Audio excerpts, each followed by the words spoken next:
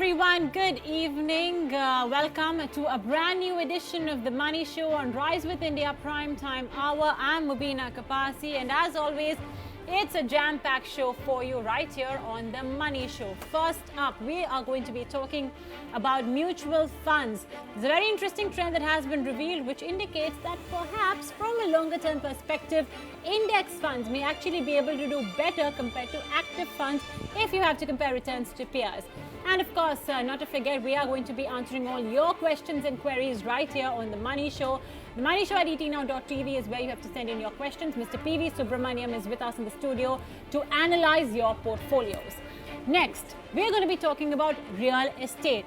Mumbai is the least affordable city in India, and the amount of EMIs that people are paying are only increasing.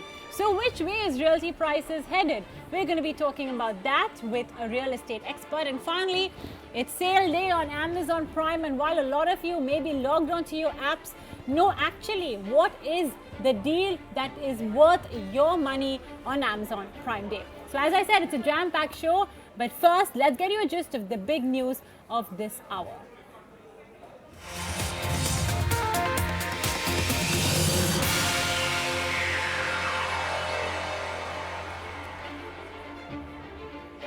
Equity markets claw back from the day's low. Nifty is below the 11,600 mark. PSU banks remain the main culprits in trade. Markets draw comfort from the defensives. Mid and small caps continue to sulk.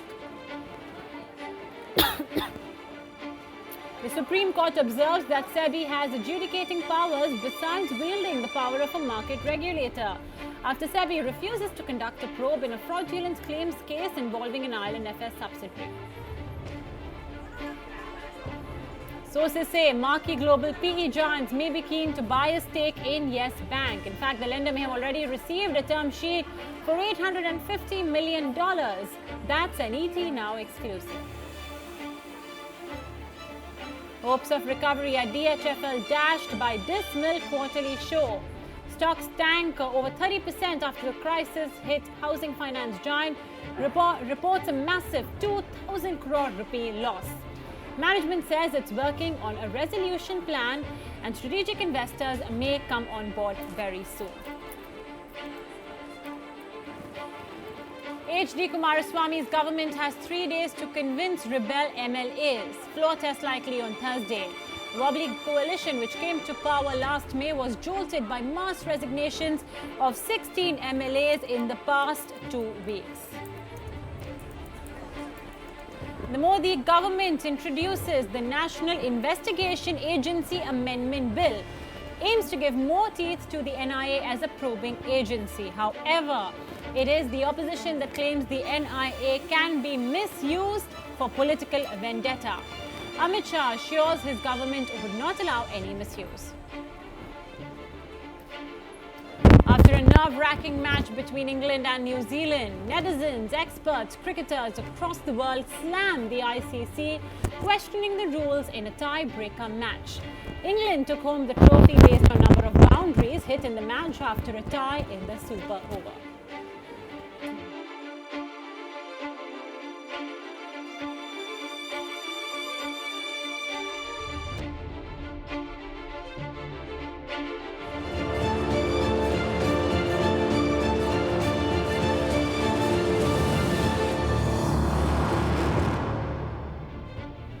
Well, those are the top stories that you must know. But right here on The Money Show, which is of course all about your money and your personal finance, as promised in the show menu, let's take up the very first ingredients of personal finance, and that is mutual funds. Now, of course, everyone knows you have to invest in mutual funds, but how should you invest in mutual funds?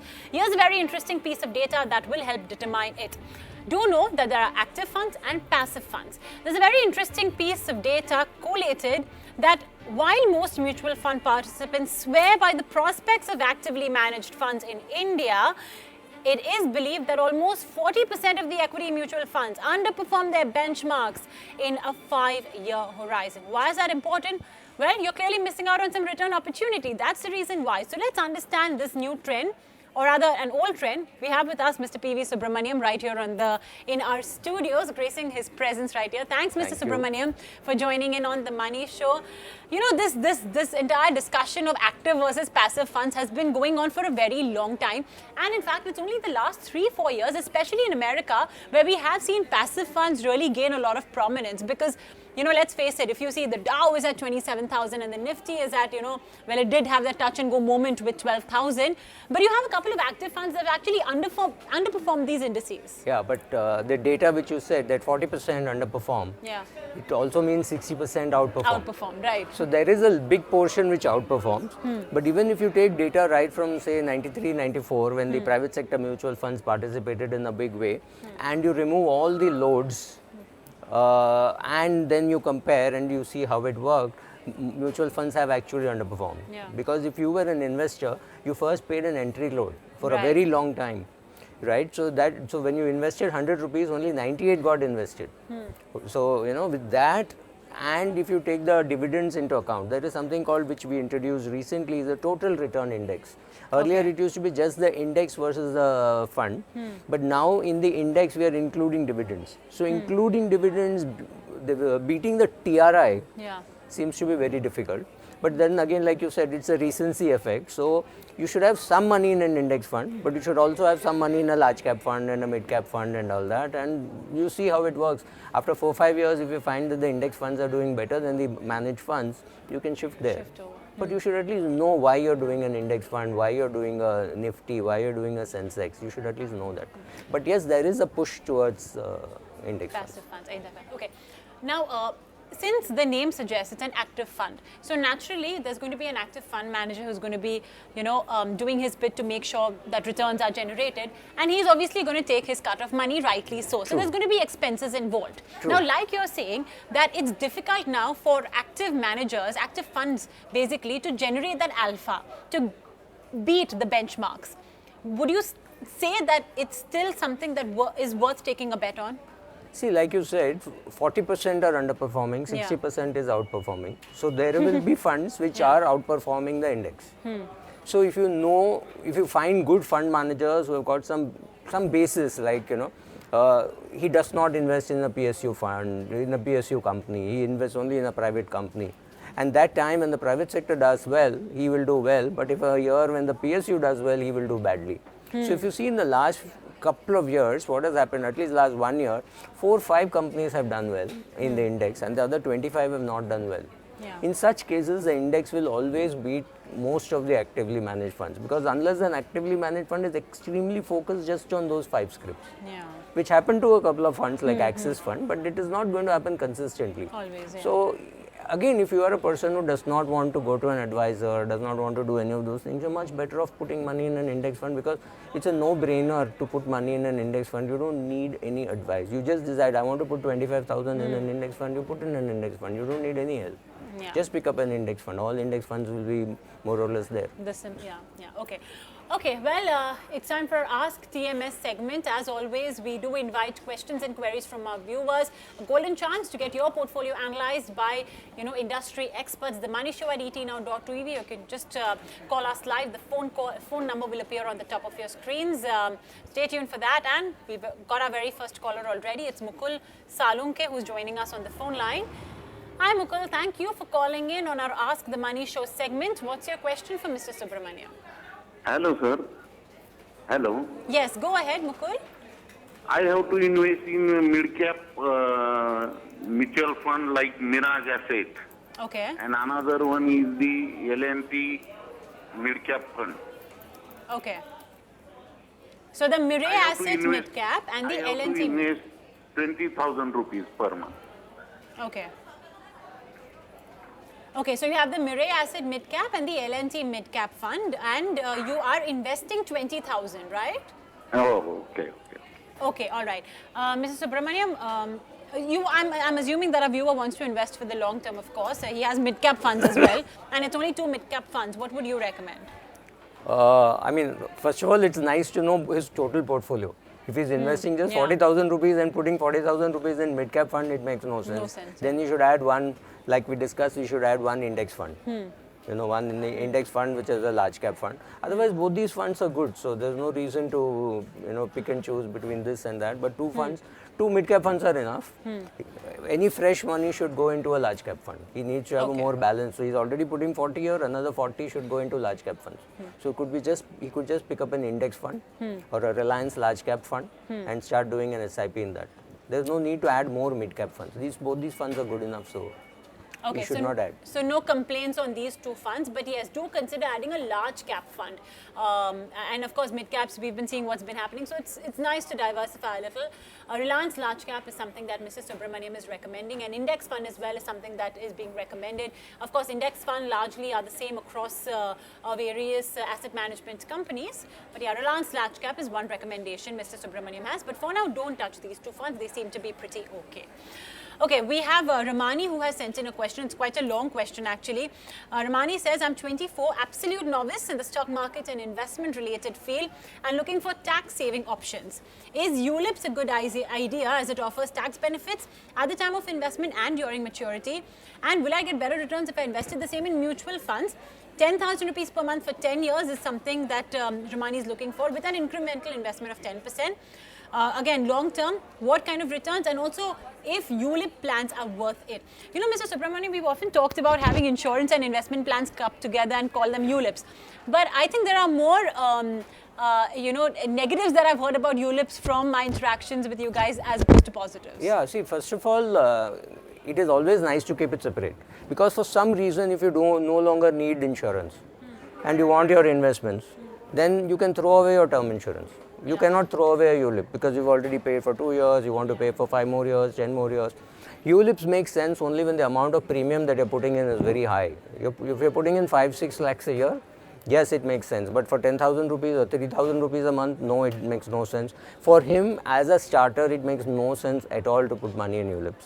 He's much better off putting money in ELSS kind of a fund. If he needs insurance, he should take a term insurance. That's what he should do. Will he get better returns? Very good chance that he'll get better returns. And a good ELSS, let's say Templeton India ELSS, it's called, I think, Templeton India Tax Saver Fund. So if he does a 10,000 rupee SIP or maybe 12,000 rupee SIP, he will get his 1,50,000 deduction for ATC, and that will give him a good return. So ULIPs, no, doesn't make sense at all for him at this stage. Maybe at a much later stage when he is able to put 5-6 lakhs of annual premium, he can consider some ULIP. After he is able to break down the cost and say why he is buying a ULIP. At this stage, no ULIP.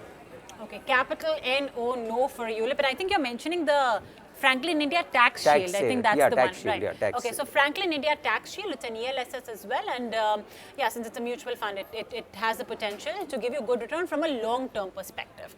I hope, Ramani, that has been able to help you out. But yes, no ULIPs. Yes, it sounds like a very interesting idea to have two products combined into one, but for now, it's a no.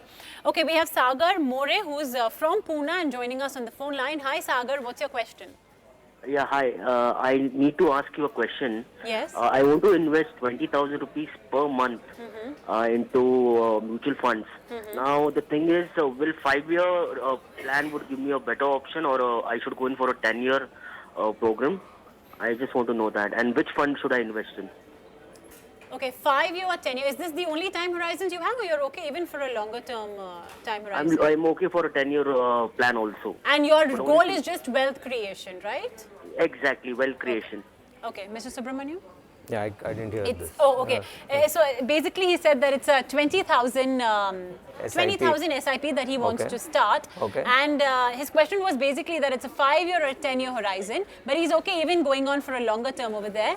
And his goal is just wealth creation. I'm assuming Sagar does not have any other mutual funds in his plate right now. He just wants to know how to start off. Then absolutely. See, he's never invested. Yeah. He does not have an advisor. So it makes sense for him to just put money in an index fund.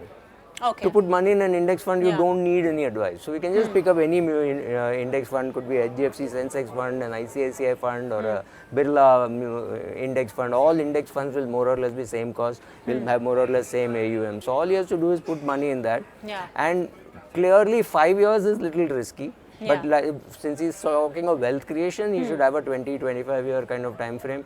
He need not do anything. As and when he learns more, he can add a mid-cap fund, a small-cap fund, and some esoteric fund, some Brazilian fund or things like that. But right now, a plain vanilla index fund will work for him. Okay. So, look, Sagar, I know it sounds like a really long time, 25 years, but hey, wealth is not created overnight, right? So no quick fixes. 5 years is a bit too short. Start off with an index fund, and then you could go on to more esoteric funds, like, maybe not thematic also, but mid caps, small caps, and of course, we on the Money Show are always present to help you out with all your questions and queries, so keep them coming in. Okay, we'll do one thing. We'll just take a very quick break right here on the show. Mr. Subramaniam, I'll ask you one question before I let go. What was your take on the England-New Zealand match? I think it's height of cruelty. You can't change the rules of the game after the game has started. Okay, all right. So we have one more dissident of the England-New Zealand match. Thank you, Mrs. Subramaniam, for joining in then. Pleasure. Quick break right here on The Money Show. When we come back, we are going to be decoding what's happening with realty prices and how they are becoming more and more unaffordable.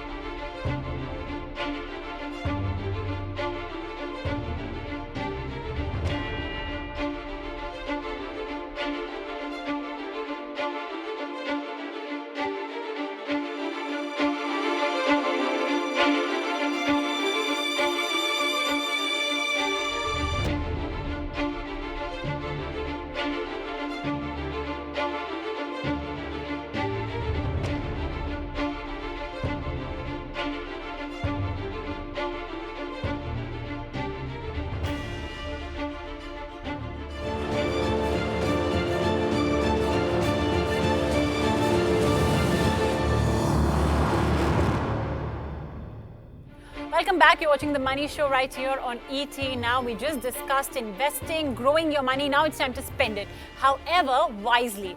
Our very first topic on our Spend with TMS is real estate. And this one's going to be quite an expensive one. Reason being that cities are getting more and more unaffordable for real estate. Property prices now may have fallen, but it's income levels that are as well stagnating, which is, I think, an even scarier prospect. So how affordable really is the current real estate market? And if in case prices have indeed fallen, is this a good time to buy in?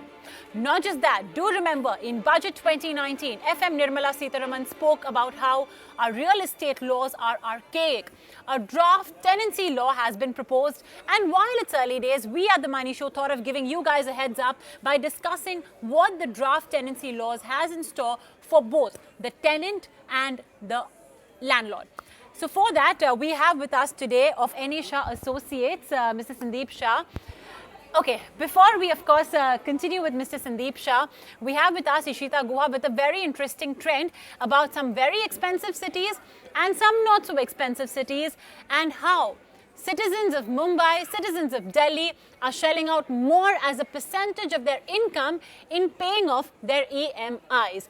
Ishita, unfortunately, Mumbai today is one of the least affordable cities in India.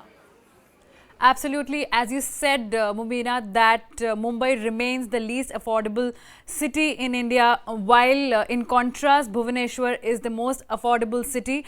Now, RBI last week released some of the data pointing out that housing affordability in India has worsened in the past 4 years. We know that the real estate sector is going through a slowdown, is witnessing a slowdown in demand, as well as people have gone slow on their spending on the real estate sector as well as buying houses.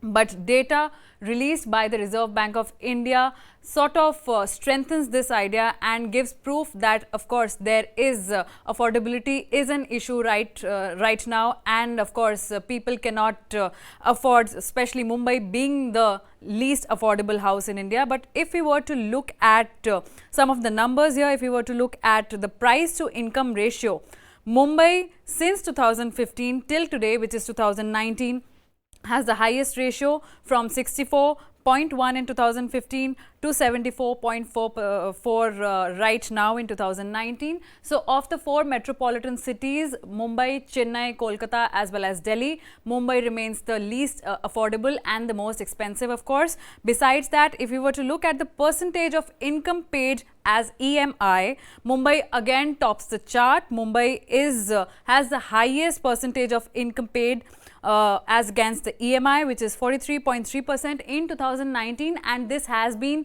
the trend in the past 4 years as well.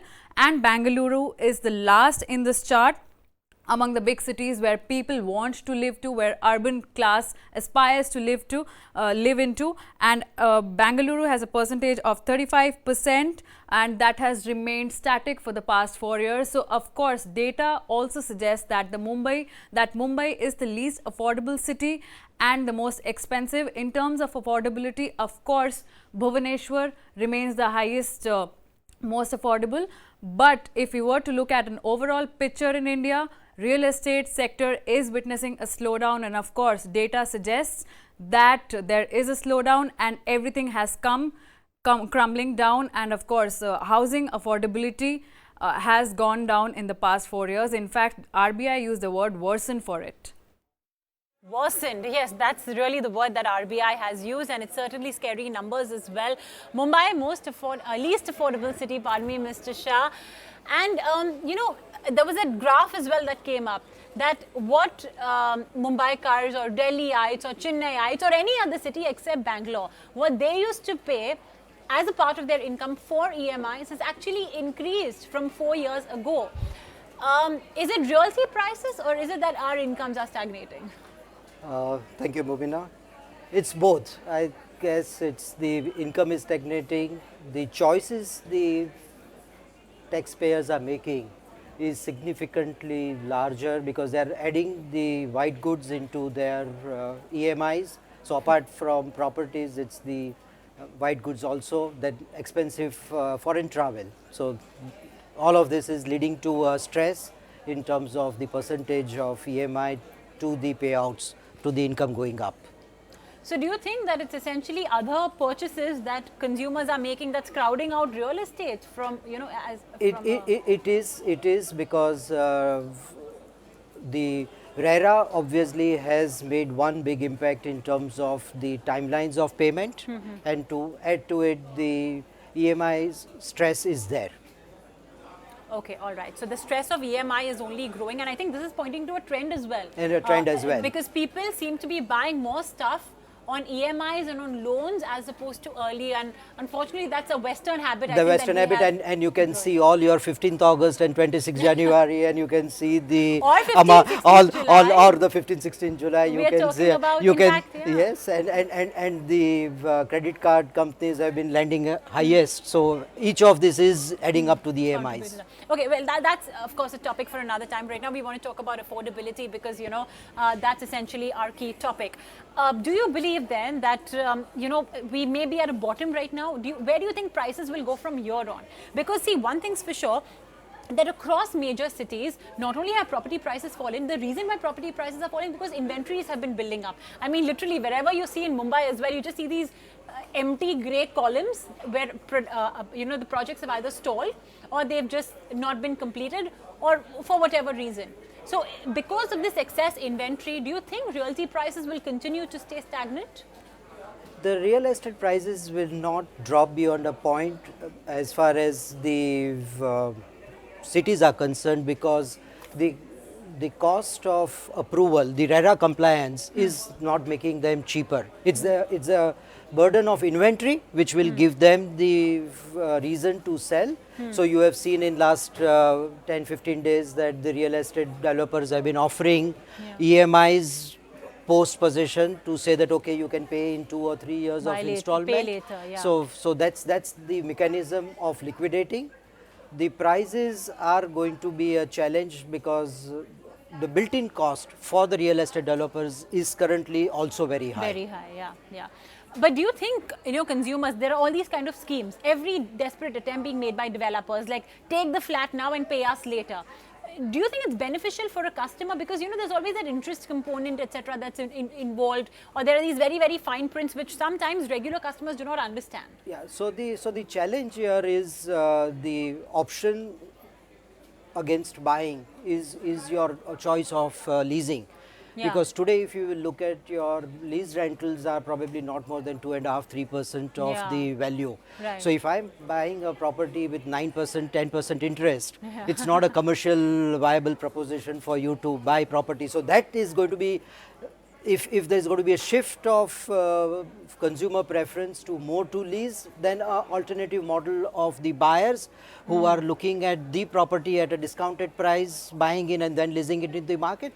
And that's where I think this question on your model lease tenancy and the rent act will come in. In fact, this is a trend as well that we are seeing. Shapurji, Palunji and all of them want to go in for lease, you know, that's the kind of properties that they want to essentially come out with. It's a very interesting trend that we are seeing. Okay, now let's of course talk about the new draft tenancy laws. Now, of course, it's very early days. Just to give our viewers a gist of it, FM Nirmala Sitharaman had in the budget spoken about how archaic the laws are when it comes to tenancy, and she wanted to change that. I think within a week we saw these draft tenancy laws, and they have a whole host of things for the tenant as well as for the landlord. So first, you know, let's talk about the tenant. How many positives, how many negatives in the draft tenancy law for our tenants? Okay. From the tenant's perspective, I think they are trying to streamline your obligations vis-a-vis what you are getting into. So it's an extremely positive as far as the registration with the regulators are concerned. So they are forming a chief coordinator equal to the rank of a deputy collector to be the chief regulator. Apart from that, you are getting a unique identification number. So that is your point number 2. So you have a central database. It is certainly giving a very clarity in terms of your deposit for residential will be 2 times your rent, and for commercial it will be 1 time. So they are trying to see that, okay, can you take properties at a shorter deposit level. And there is also a very clear, like under Maharashtra Rent Control Act, you have a clarity in terms of if the property is not maintained by the landlord, then you can in 15 days time, if it is uninhabitable, you can give notice and you can vacate. So to that extent, it gives you also a freedom to say that I will not get stuck on a property for a long time. You know, there's across India, there's this model that has existed right from the time British occupied India, and that is about the pagri. Yes. You know, where tenants essentially do tend to have better rights.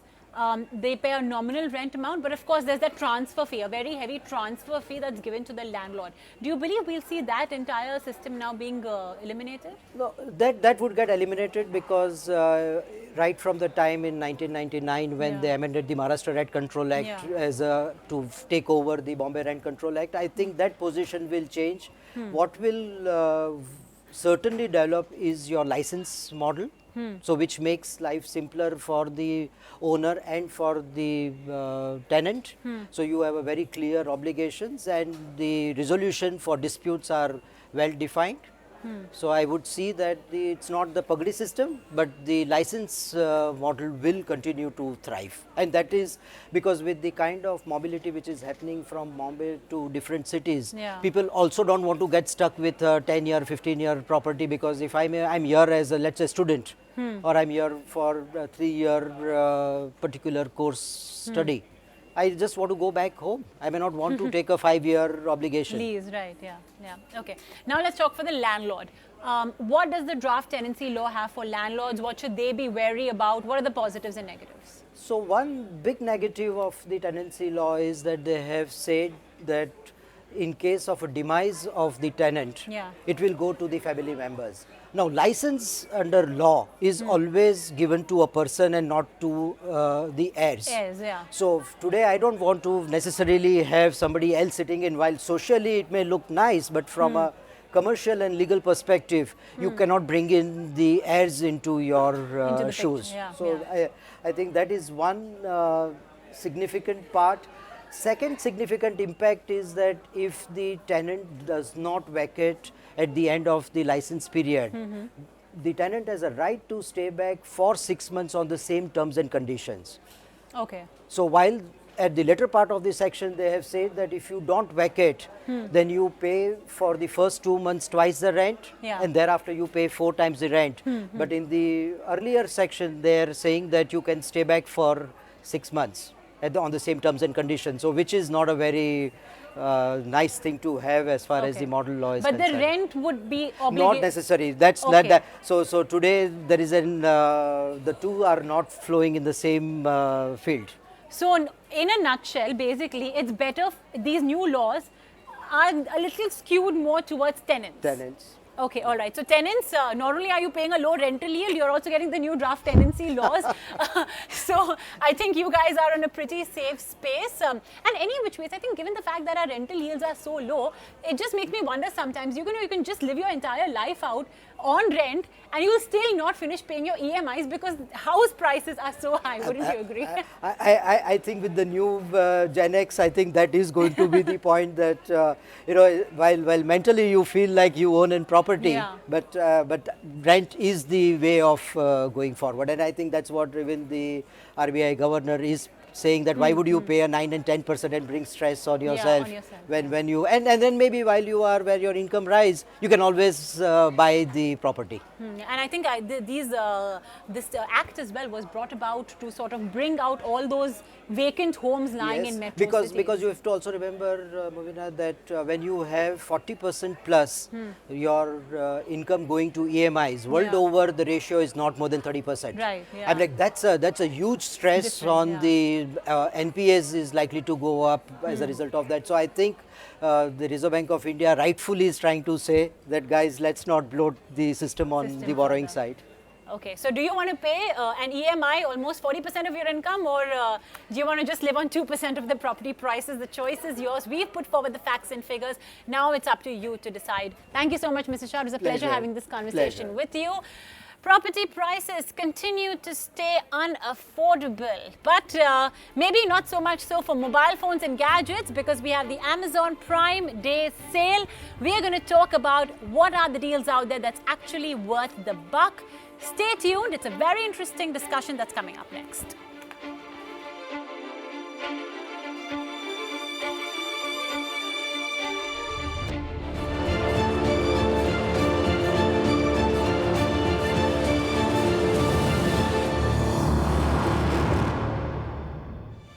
Welcome back. You're watching The Money Show right here on ET Now. We had an in-depth discussion on mutual fund investment and, of course, on real estate prices, which well, seem to be getting more and more unaffordable for our viewers.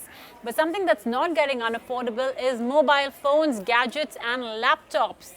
This on account of the Amazon Prime Day sale. What exactly is it? Well, it's a day of sale, termed in another way, but only for Prime customers of Amazon. And you have these huge discounts ranging from 50% to 70% on all sorts of gadgets. Not just that, there are new launches as well, especially for Amazon Prime Day, and that includes the OnePlus 7 in a different color. Lots of interesting deals, and I'm sure you guys may be on your phones punching in, trying to find the best deal. So we at ET Now thought, let's make life easier by identifying those deals that are actually worth noting and worth mentioning. First up, let's go across to my colleague Rahul Dayama, who has actually done the effort of going through the website and looking at the most interesting deals that are out there on the website.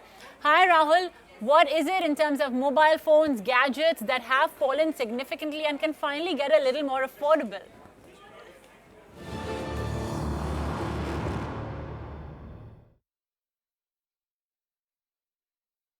This is indeed the time to shop, and we are seeing discounts galore across categories. Of course, smartphones, electronics are the big draw, but on fashion, on beauty products, so across the categories, you really have some amazing discounts. Coming to smartphones, really, and viewers can see the amount of discounts that various brands are having, up to 40% on the top brands. Really, for the Nokia 6.1 Plus is cheaper by close to 8,000 1,000. Same with Galaxy M20 is really cheaper by close to 2,000. Huawei, Honor, Oppo, all of them really cheaper in the range of 8 to 10,000 really. So smartphones there really being the biggest draw.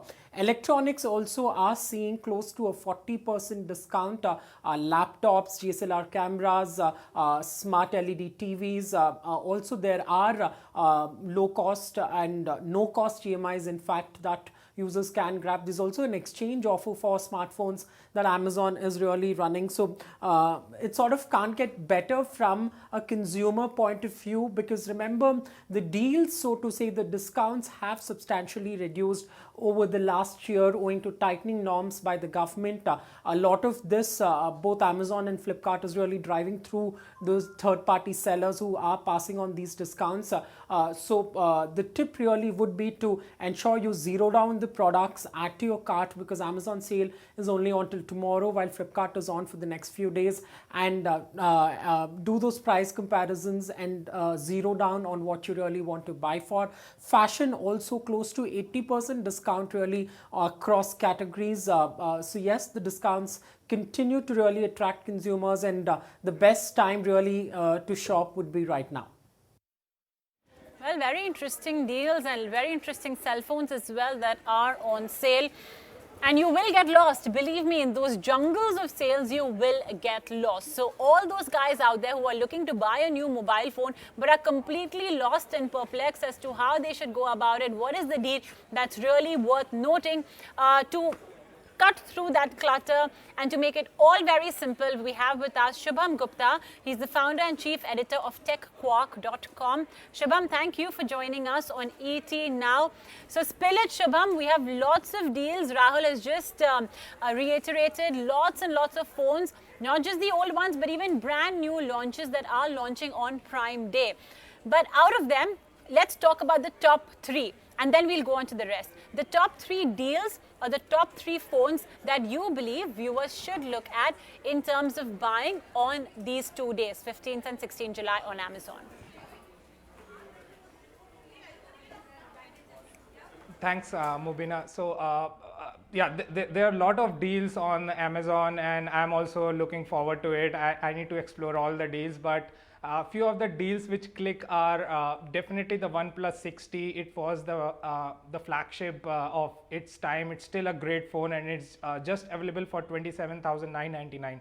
So if you're thinking of going with the 7 Pro or the 7, but if you check the features of 60 and it's enough for you, I'll suggest that you can give a try with the OnePlus 60, which is just around 28,000 odd. The next phone in line is the Nokia 8.1, a great phone, good camera, and it's coming around 18,500. That's the price it's being sold on the Amazon. Another great phone in that price range.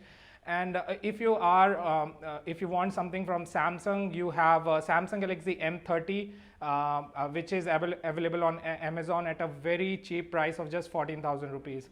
So these are the top three phones which actually stood out in the Amazon Prime Day sale, and yeah, that's my top three pick. Okay, so just to reiterate for our viewers, the OnePlus 60 is available for just about 28,000. The Nokia 8.1 is available for 18.5, great camera, and the Samsung Galaxy M30 at just a little under 14,000. And these are the top three picks that Shubham believes you must give a look at on Amazon Prime. Well, you know what, we're going to answer some questions and queries. So if you have any questions or queries on gadgets, tech, mobile phones, don't know what to buy on Amazon, or can't pick even between these three mobile phones that I've just spoken about, you can call in 2499 0388. Cut through the clutter of the Amazon Prime Day sale and make the right purchasing decisions. We will help you do that on our Spend with the Money Show segment. Okay, we have Sumaya Khan who has sent in a question, and she says, I'm confused between the Nokia 6.1 Plus and the Huawei Y9. Both are priced at around 12,000 rupees on Amazon. Which one should I buy? Shubham, how would you help her out? What are the features of these two phones? So both these phones selling for 12,000, I'll say it's a great price. But if you ask me personally, I would rather go with the Nokia 6 Plus, 6.1 Plus. The main reason is I'm not very comfortable with very big phones. The Huawei stands at 6.5 inch. However, the Nokia stands at around 5.5 inch. Apart from that, the Nokia has a better camera than the Huawei.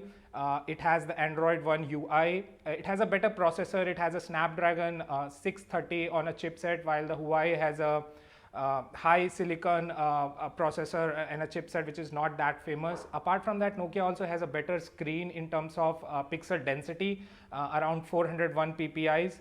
The only good thing about the Huawei phone is, since it's a bigger phone, it has more battery, around 4000 mAh battery when compared to the Nokia 3000 mAh battery. But my pick would be the Nokia 6.1 Plus. So it's the Nokia 6.1 Plus that gets Shubham's stamp of approval, and hence our stamp of approval as well on the Money Show. Screen size and of course the camera setup are among other things that he does like of the Nokia 6.1 versus the Huawei. Of course, both are for 11,990, so take your decision accordingly. Okay, here's a question, and the most common question of all. Radhika Seth has asked, what is the best mid-range phone this year under 17,000 rupees? Well, for one, if you'll buy it today, there are lots of phones under 17,000 rupees. But yeah, Shubham, what would you recommend Radhika buy? She's not mentioned any specifications or anything that she has. But yeah, in general, under 17, what would you recommend? So I'm in that price segment, or even if you ask me less than 20,000, my pick would be the Xiaomi's Poco F1. It is not as flashy or gimmicky as the OnePlus series or the Samsung flagships, but it gets the job done. It's for the power user who is looking at a budget phone. It has a reasonable camera and it has a great battery life, and it has a good processor as well. So even if you ask me any phone which is best in less sub 20 category, I will still say Poco F1. So below 17,000 also, my vote will go with the Poco F1 from Xiaomi. Okay, Xiaomi's Poco F1. That is what Shubham is saying that you should consider buying if you want that phone under that 17,000 range. Okay, now Shubham, you mentioned OnePlus 60, you mentioned Nokia 8.1 and Samsung Galaxy M30. These were all, it's a nice mix between the 14,000 to 28,000 rupee range. Let's talk about the next three phones that do feature high on your list. Let's say if our viewers have already been through these phones, not very happy, what's the next three phones that are at a great deal on Amazon Prime right now? So there is a new company which came in some time back. It's the Realme. So the Realme U1 comes at around 8,999, 990. That's 9,000. That's sub 10K category. Then you have the Samsung Galaxy M20 as well, which is coming around 9,990, which is again the sub 10 category. So if you are targeting that category, these are the phones. And another competitor in that category is the Xiaomi's Redmi 6 Pro, which is coming around 8,999. So these three phones, if you are looking at a sub 10K category budget, these three phones should be your pick. Again, the Realme U1, Samsung Galaxy M20, and the Xiaomi's Redmi 6 Pro. All right, so it's the Xiaomi, it's essentially that's what's being recommended. Realme, that's a new brand that has been launched. Frankly, Shubham, even I hadn't heard about it, but now I think I'm going to give that one a look as well. So yeah, those are of course the next three products that are appearing high on Shubham's list of best deals on Amazon. Okay, we have Fahad who has sent in a question. What's better, the netbook or a tablet? Okay, I've heard of tablet, but Shubham, what's a netbook now and how is it different from tablet? So netbook is something in between the tablet and the laptop category. It has a form factor of the laptop, but it's as small as a tablet.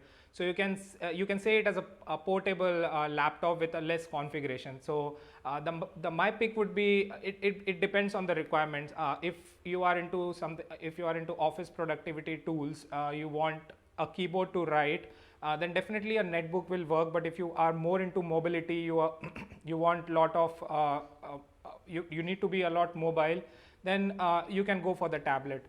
Just to add on that, there are two new things, I won't say new things, but two interesting things in the market. One is the Samsung DeX, wherein your phone, the Samsung flagship phones, it can directly connect to your any monitor, any old monitor, and it works as a full-fledged computer. So you don't need to carry a laptop, you don't carry a netbook, you just need a monitor. And then you have you have the Microsoft Surface Pro, wherein it's a tablet, but the cover itself becomes a keyboard. So the cover of the tablet, it opens up, and on the cover you have the keys. So between the netbook and tablets, I'll say go for a netbook. If you are more into office tools, for mobility, you can go with the tablet, but do explore the Samsung DeX and the Microsoft Surface Pro as well. Okay, so that's essentially netbook and tablet. Of course, it depends on your requirements as well. You will have to essentially consider your mobility, etc., and then take the decision. Okay, query number 4, and it is from Dhruti Jain. She says, I'm looking to buy a fitness tracker and a smartwatch. Which two products will give me a good performance but won't overlap in functions? A very interesting question actually, but yeah, there is bound to be some bit of overlap. Yeah, Shubham, what would you recommend in terms of the best products that are available for these two? So fitness tracker, hands down Fitbit. I'll talk about the features and all those stuffs later, the mobile app, but the main thing which makes a fitness tracker great is the community around it, the people who motivate you to be fit.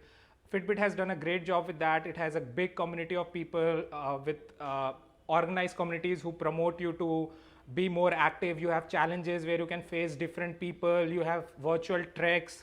So the whole community of the Fitbit is great. And on the feature side, you have 24/7 heart rate tracking. You have sleep cycles where the watch tells you how deep your sleep was, how much time you spend in sleeping.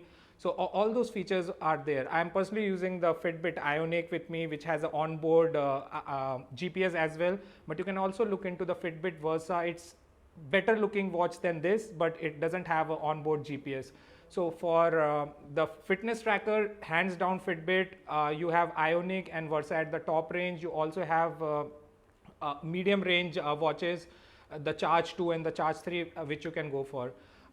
Coming on to the smartwatch category, you have Samsung Gear S3.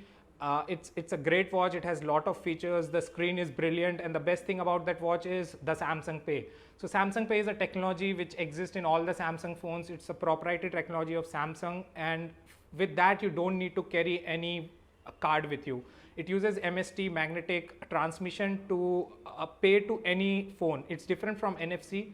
It works on every machine, so you can just use your watch to pay through a credit card machine. Like if you have a credit card machine, you can just do like this and the payment will happen. Looks cool, fast, and you don't need to carry a wallet. So for the fitness tracker, it's Fitbit for me. For the smartwatch, it's Gear S3. I personally don't like the Apple Watch because it's very closed in the Apple ecosystem, but if you are using an iPhone, you can look into the Apple Watch as well. You've taken note of all of those gadgets and products that Shubham has given. I hope it makes your Amazon shopping experience as well way more easier.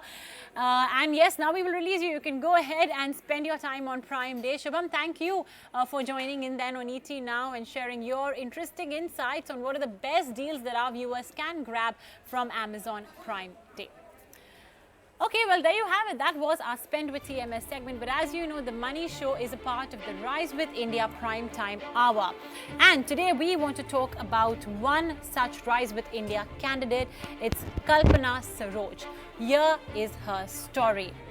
As a female Dalit entrepreneur, Kalpana Saroj's success as the head of the metal tubing company Kamani Tubes is doubly inspiring. Yes, she's a Dalit, and she worked her way through being the head of Kamani Tubes. She was born in a Maharashtrian village, forcefully married at the tender age of 12, dropped out of school at 14, left her husband after a period of physical and verbal abuse, and after training as a tailor in Mumbai, she took a government loan to expand her business. In 2006, she managed to take over debt-ridden Kamani Tubes, turned around its fortunes, and today, ladies and gentlemen, This company is worth over $100 million.